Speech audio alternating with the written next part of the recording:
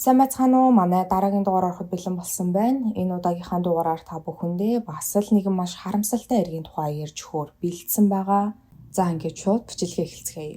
2022 оны 2 дугаар сарын 10-наас 11 шилжих шөнийн 1 цаг 30 минутанд Английн цагдаагийн газарт нэгэн том хэмжээний автосол гарсан тухай дуудлага ирсэн. Цагдаагийн газарт дуудлага өгсөн хүн хэлэхдээ нэгэн машин замын хажуу руу гараад мод мөргөн осолдсон байдалтай байгаа бөгөөд осолдсон машин шатаж машины маркийг нь хүртэл харах боломжгүй тийм их хэмжээний гал гарч байна хэмээн хэлсэн.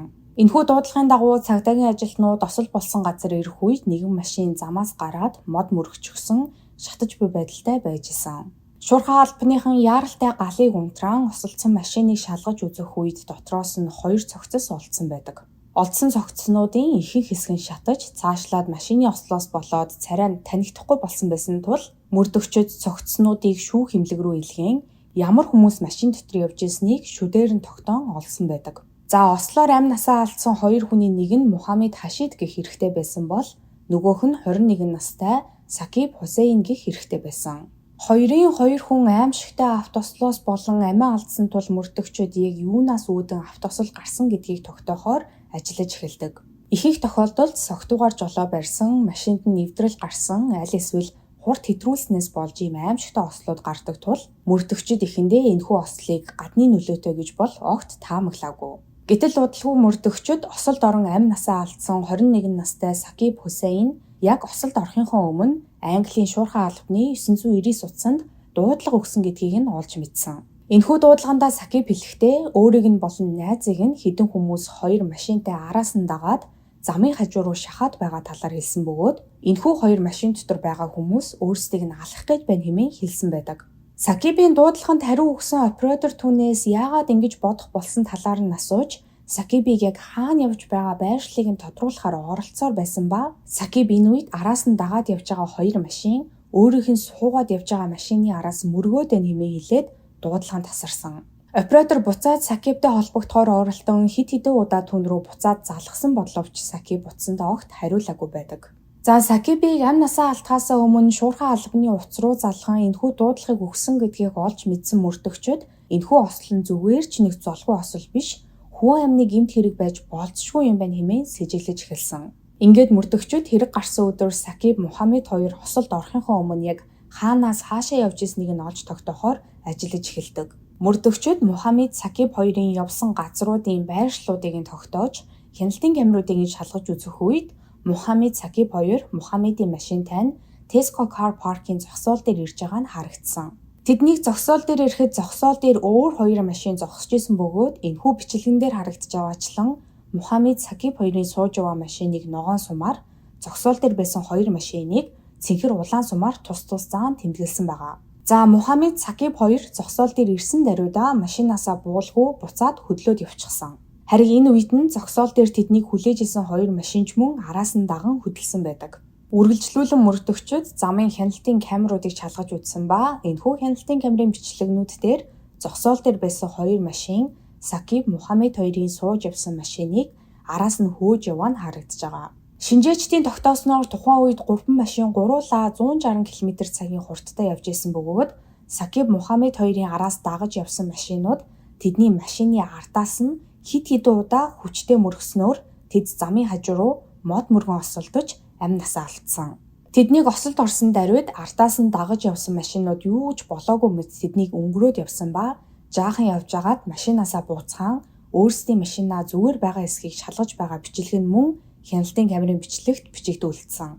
Сакиб Мухаммед 2-ыг араас нь хөөж явсан 2 машинд нийт 7 хүн хуваагдсан суусан байсан бөгөөд эдгээр 7 хүмүүс буцаж машиндаа суугаад Сакиб Мухаммед 2 осолдсон газарт буцаж ирсэн. Харин яг энэ үед нь Сакиб Мухаммед 2 машинтайгаа шатж исэн бөгөөд тэдний хинэнч тусламж дуудалгүй тэднийг тэнд нь орхиод цааш явсан байдаг. За хэрэг гарснаас хойш 2 цагийн дараа Сакиб Мухаммед 2-ыг машинтай араас нь хөөж осолд оруулсан 7 хүн хотын төвөөр юу ч болоогүй юм шиг алхаад явж байгаа нь энд харагдаж байна. Ингээд мөрдөгчид энэхүү бичлэгэн дээр харагдаж байгаа 7 хүн яг ямар учиртай хүмүүс болохыг нь олж тогтоохоор Мухаммед Хашид болон Сакиб Хусейн нарын хувийн амьдралыг нь судалж үзэн тэдэнд үс сансан хэн нэгэн байгаа эсхийг олж илрүүлэхээр ажиллаж эхэлсэн. Мөрдөгчид Мухаммедийн хувийн амьдралыг судалж үзэхэд бол Мухаммедэд үс сансан аль эсвэл Мухаммедийг хэн нэгэн зориудаар амь насыг нь хөнөөсөн байж магадгүй гэхээр ямар нэг зүйл бол огт олдоогүй. Харин 21 настай Сакиб Хусейн хувьд тэрээр 46 настай Ансрин Букаме гэх найз эмэгтэйгээс салаад удаагүй байсан гэдг нь тогтоогдсон. Мөрдөгчид Сакибийн өмнөх найз бүсгүй болох 46 настай Ансриныг судлаад үзэхэд Сакиб Ансрин хоёрын харилцаа зүгээр ч нэг хосуудын харилцаа биш, гэр бүлээс гадуурх нууц амргийн харилцаа байсан гэдг нь тодорхой болсон. Цаашлаад гудамжны хяналтын камерт бичигдэн үлдсэн гэмт хэрэгтнүүд юу ч болоогүй юм шиг алхаад явж байгаа бичлэгэн дээр тэдний хоёр нь 46 настай Ансрин болон түүний охин 24 настай Махик Букари нар байсан. За Ансрин Букари гэж хэн бэ? 46 настай Ансрин гэх энэхүү эмэгтэй нь нөхөр хүүхэдтэй бөгөөд нөхөртөө хамтдаа амьдраад 25 жил болж байгаа гэр бүлтэй ийм эмэгтэй. Ансрины охин 24 настай Махик Букарин инфлюенсер буюу олон нийтийн сүлжээнд контент хийж үүнийгээ бусдад түгээдэг нэгэн. Эргэн тойрных нь хүмүүс Ансрины охин Махикийг Мэй гэж дууддаг тул одооноос амарчлаад Мэйгээд дуудаа явжээ. Мэй TikTok дээрээ 126 мянга, Instagram дээрээ 43 мянга, YouTube дээрээ 4 мянган дагагчдтай. Мэй ахлах сургуулаа төгсөөд загварын чиглэлээр суралцахаар их сургуульд орсон боловч их сургуульд суралцахаас илүүтэйгээр инфлюенсер болох нь өөрт нь ашигтай гэж бодсон тул сургуулаа дундаас нь хайсан байдаг. Мэй цахим хаягууд дээрээ зөвхөн ганцаараа байгаа бичлэгээ оруулаад байдаггүй. Ихэвчлэн 46 настай ээж Ансрин Букаритайгаа хамтдаа бичлэг хийж оруулдаг. За Мэйийн сошиал хаягууд дээрх тэр тусмаа TikTok дээрх дагагчдын тоо өсөхийн хэрээр Мэй бусад компаниудтай хамтран ажиллаж тэдний сурталчилгааг хийж энүүгээрээ мөнгө олж эхэлсэн. Цаашлаад энэ тентхийн клуб аль эсвэл үнэтэй хоолны газруудаар үн төлбөргүй үйлчлүүлэх болж хариуд нь орсон клуб болон ресторануудаа сошиал хаяг дээрээ сурталчлах болсон байдаг. Мэйг ингэж найзуудтайгаа хамт бар, клуб, ресторануудаар явах тоол нь Мэйийн ээж Ансрин, Мэй болон Мэйийн найзуудтай нь хамт явж идэг байсан. Ер нь бол охиноо инфлюенсер болж эхэлснээс хойш Ансрин Мэйг хаан ч явсан хамт дагаад явж идэг болсноос гадна Мэйийн найзууд болох дөнгөж 20 орчим насны хүүхдүүдтэй нийлэн байнга гарч орж шоудах болсон. Уг нь Мэйг 20 нас хүртэл Мэйийн аав ээж хоёрын харилцаа ямар ч асуудалгүй ингээл нэг гэр бүл байсан боловч Ансрин байнга охинтойгоо хамт гарч орон найзуудтай нийлэн шоудаж гэртээ тогтгоо болсноор Мэйийн аав Раза үнд нь уурлан тэдний гэр бүл байнгын хэрүүл маргаантай байх болсон. За 2019 онд Мэйийн найзуудтай хамт гадуур гарч клуб орон хамтдаа цагийг өнгөрөөж явах үедээ 43 настай Ансрин 18 настай Сакиб Хусейнтэй Азар гэх болзооны аппликейшнаар танилцсан байдаг. Азар гэх энэхүү болзооны апп нь бусад аппуудаас арай ондоо шууд нэг нэгнийхээ дүрсийг хараад видео колл хийх боломжтой байдаг.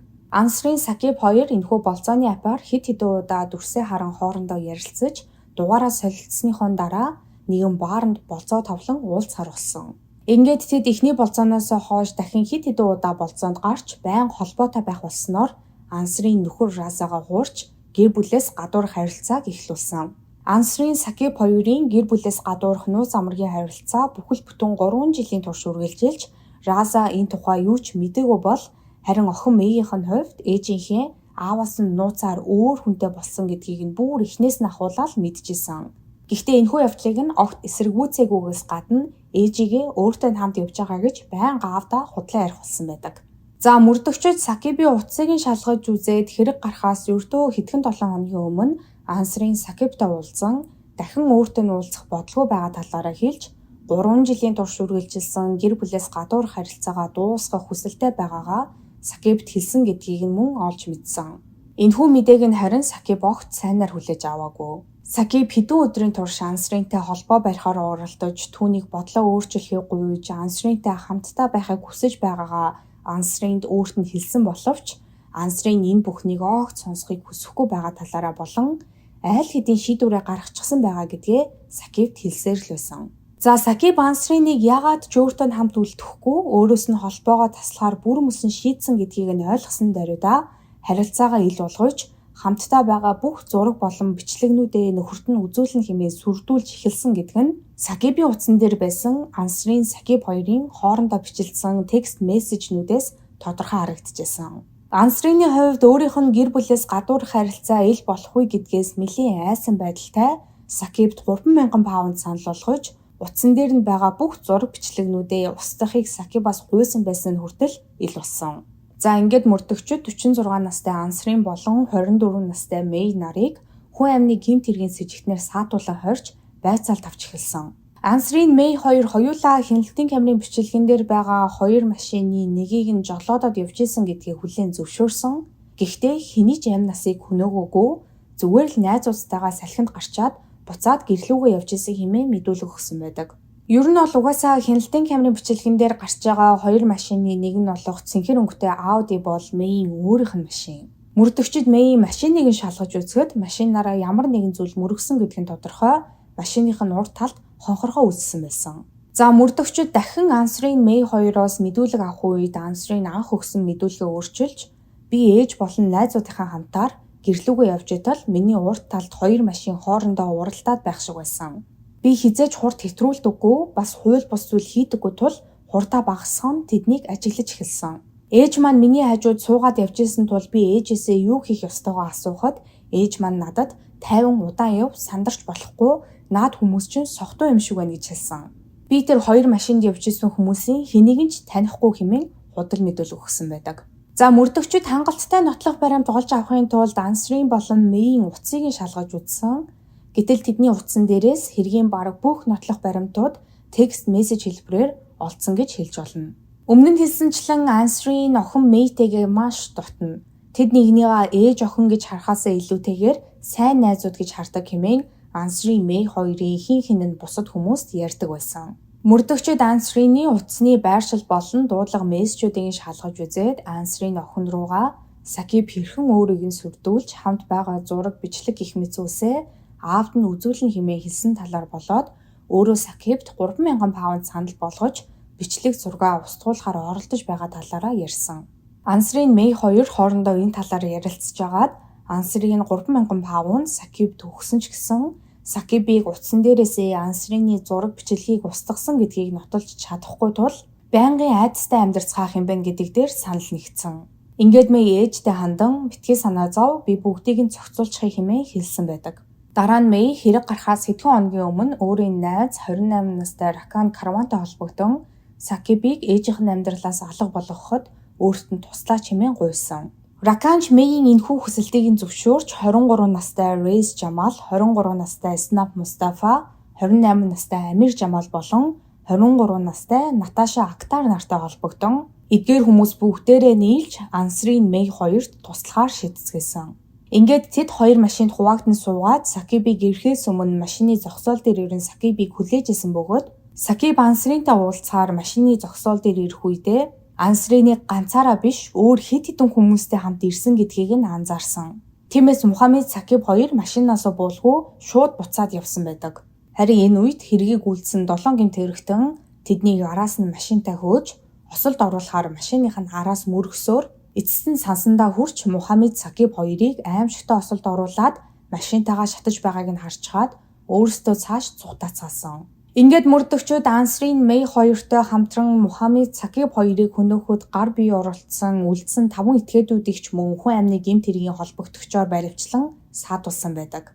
За мөрдөгчид Мэйээс хэд хэдэн удаа мэдүүлэг авсан ч Мэй дахин худал мэдүүлэг өгсөөр л байсан тул мөрдөгчид Сакибыг нас барахаас өмнө шуурхай албаны 990 суц руу залгасан дуудлагыг нь Мэйд сонсуулсан. Харин энэ үед нь Мэй ямар нэгэн зүйл хэлэлгүй хэдэн минутын турш уйлсныхаа дараа мөрдөгчдөд Сакиб бол худалч, энэ дуудлага нь ч бас худлаа. Тэр зүгээр л намайг бас ээжийг минь гин буруутай мэд харагдуулах гэж анхнаасаа ийм жүжиг тавьсан байна хэмээн хэлсэн байдаг. За хэрэгт холбоотой 7 хүнээс гадна дахиад өөр нэгэн хүн энэ хэргийн талаар бүх хүннийг мэдчихсэн. Тэр нь эдгээр хүмүүсийн найз болох Мухаммед гэх эрэгтэй. Мухаммед гэх энэхүү эрэгтэй нь хэрэг гарсан өдөр тэдэнтэй хамт машин дотор байгаагүй. Гэхдээ эдгээр 7 хүмүүс Сакибтай уулзаж хэрхэн түүнийг айлган сүрдүүлэх, Сакибыг Ансрины амьдралаас арчиж хаях тухай ярилцж байх үеуд нь Мухаммед тэдэнтэй хамт байжсэн. Мөрдөгчид Мухаммед гэх энэхүү эрэгтэйгээс мэдүүлэг авч энэхүү гэмт хэрэг нь урдаас төлөвлөсөн хүн амны гэмт хэрэг гэдгийг нь баттай болгосон байдаг. Гэхдээ Мухаммед гэх энэхүү эрэгтэй хэргийг нуунд алдсан, аль эсвэл гэмт хэрэгт оролцсон гэх шалтгаантай баривчлагдаагүй. Учир нь Мухаммед байдал биштэд ирэх үед сайн дураараа цагдаа хэлцээр ирж цагдаагийн ажилтнуудтай тохиролцсон бүх зүйлийг үннээр нь ярьж өгсөн байдаг.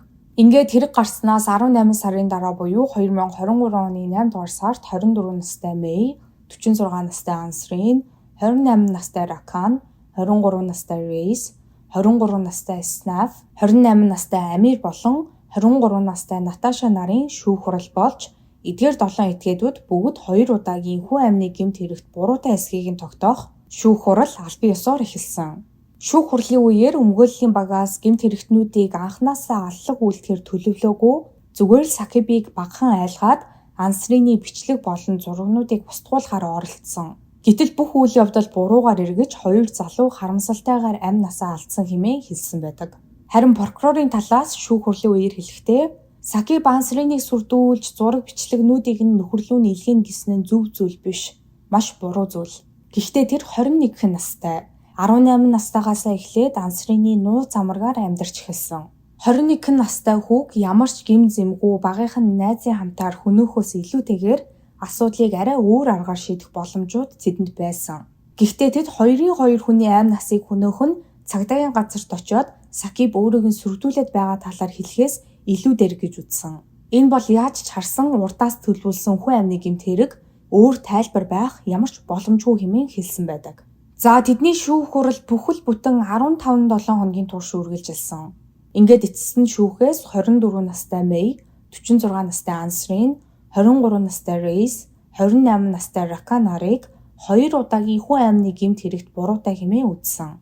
Яагаад эдгээр хоёр эрэгтэйг 2 удаагийн хүн амны гэмт хэрэгт буруутай хэмээн үзсэн бэ гэвэл хэрэг гарах үед Рейс 2 дахь машиныг жолоодод явж исэн бол харин Раканы хувьд тэрээр хэргийг үйлдэхийн тулд бүх хүмүүс рүү залхан тэднийг нэгд ор цуглуулж хэргийг гол зохион байгуулсан хүн нь байсан. За харин үлдсэн 23 настай Снав, 23 настай Наташа, 28 настай Амир нарыг 2 удаагийн хүн амны гэмт хэрэгт гар бие оролцсон гин буруутай хэмээн шүүхээс үзсэн.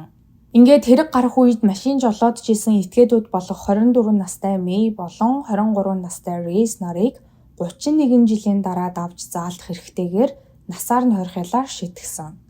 Харин бүх гэмт хэргийг төлөвлөж зохион байгуулсан 46 настай Ансрин болон 28 настай Рика нарыг 26 жилийн дараа давж заалдах хэрэгтэйгээр мөн л насаар нь хорих ялаар шийтгсэн байдаг. Цаашлаад гэмт хэрэгт гар бие оролцсон гэгдэх Снап болон Амир нарыг 14 жил, харин Наташаг 11 жилийн хорих ялаар шийтгсэн. За ер нь бол эдгээр гэмт хэрэгтнүүд анхнаасаа Сакиб Мухаммед хоёрын амь насыг хөнөөх зорилготой байсан эсэх нь бол ямар ч хамаагүй эцэст нь 2 залуу амь насаа алдаж харин гэмт этгээдүүд өөрсдөө амьдралынхаа ихэнх хугацааг шоронд өнгөрөөх. За цаашлаад насан туршдаа шоронд хоригдох ялаар шийтгүүлсэн. За энэ удаагийн та бүхэндээ ярьж өгөхөөр бэлдсэн хэрэг маань энэ түрээ дуусж гин. Та бүхэн маань бас энэ хэргийн талаар юу бодож байгаагаа доор сэтгэл хэсэгт үлдээж бусадтайгаа мөн хуваалцаарай. Миний оруулсан бичлэгнүүд таалагддаг бол лайка дараарай, сабскрайба дараарай. Хажууд нь байгаа хонхон дээр дарах юм бол намайг шинэ бичлэг хийх болгонд та бүхэнд мэдэгдэл очих болно шүү. Ингээд дараагийн 7 хоногт шинэ дугаараар уулзлаа. Түр баяртай.